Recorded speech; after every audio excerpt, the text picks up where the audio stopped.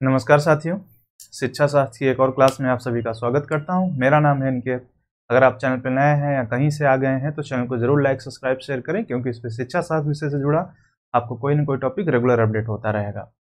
तो last class में हम लोगों ने बात की थी शिक्षा मनोविज्ञान के कॉन्सेप्ट के बारे में। हमने समझा था कि शिक्षा मनोविज्ञान क्या है, उसमें एजुकेशन का क्या रोल होता है और मनोविज्ञान का क्या रोल होता है। तो उसके कॉन्सेप्ट के हम लोगों ने समझा था। आज उसी सीरीज की सेकेंड क्लास है, डे 2 है, जिसमें से हम लोग आज पढ़ने वाले हैं शिक्षा मनोविज्ञान के संप्रदाय।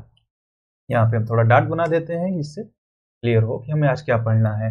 और ये जो क्लास है ये बीए सेकेंड ईयर के लिए है, प्रॉपर तो उनके लिए है, लेकिन चूंकि ये ऐसा टॉपिक है, चाहे आप टेट के स्टूडेंट हों, सीटेट दे रहे हों या बीएड एमएड, मतलब एक ऐसा डिसिप्लिन जहाँ पे शिक्षा मनोविज्ञान का कॉन्सेप्ट है, तो ये क्लास आपके लिए उतनी ही हेल्पफुल है जितना ये बीए सेकेंड ईयर एजुकेशन के बच्चों के लिए है। तो हम बात करते हैं तो जो मनोविज्ञान के संप्रदाय हैं, जो हम लोग मेजर संप्रदाय पढ़ते हैं, तो वो 6 हैं। जैसे सबसे पहले हम लोग पढ़ते हैं संरचनावाद।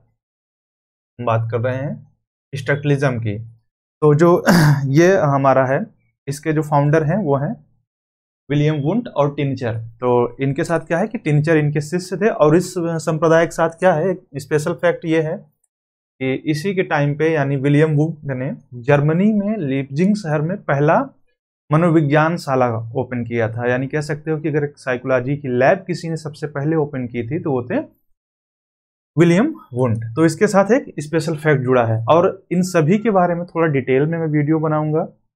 अभी मैं इनका हल्का हल्का आपको इंट्रोडक्शन दे रहा हूँ। बाकी नेक्स्ट क्लास में इन 6 संप्रदाय पे आपको कुछ न कुछ वीडियोज मिलेंगे।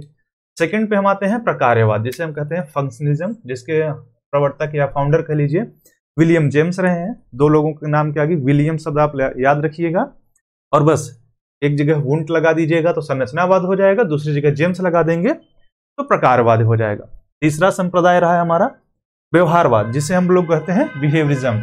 इसके जो फाउंडर रहे हैं वो जॉन वी वाटसन रहे हैं और ये बहुत ज्यादा फेमस संप्रदाय हुआ था। इवन प्रकारवाद और संरचनावाद से भी आगे निकला। उसके बाद हम जो पढ़ते हैं गेस्टाल्टवाद पढ़ते हैं, जिसको हम लोग हिंदी में बोलते हैं समग्रवाद। अब गेस्टाल्टवाद के साथ क्या सब कहानी है?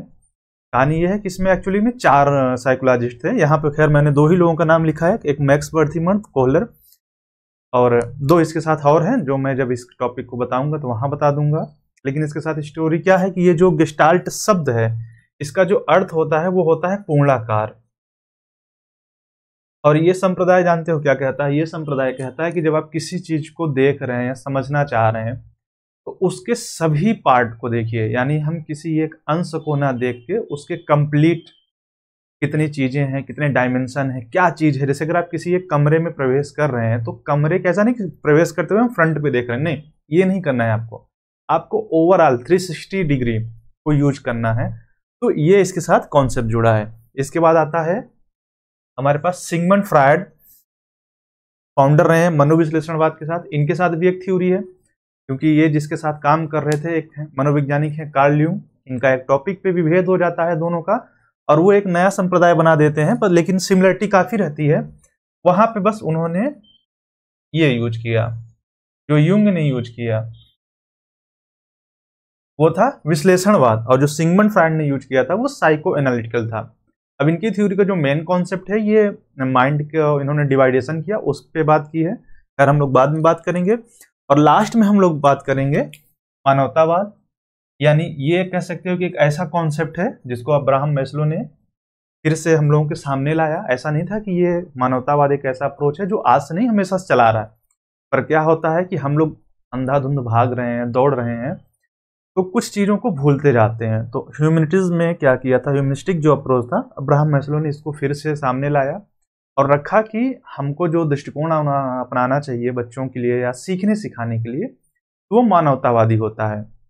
तो नेक्स्ट क्लास में हम लोग क्या करेंगे, ये जितने भी संप्रदाय हैं, जैसे कि हमारा संरचनावाद, प्रकारवाद, व्यवहारवाद, फिर इधर आ जाते हैं गेस्टाल्टवाद या समग्रवाद, फिर मनोविश्लेषणवाद, यानी हमारे पास कुल 6 संप्रदाय हैं।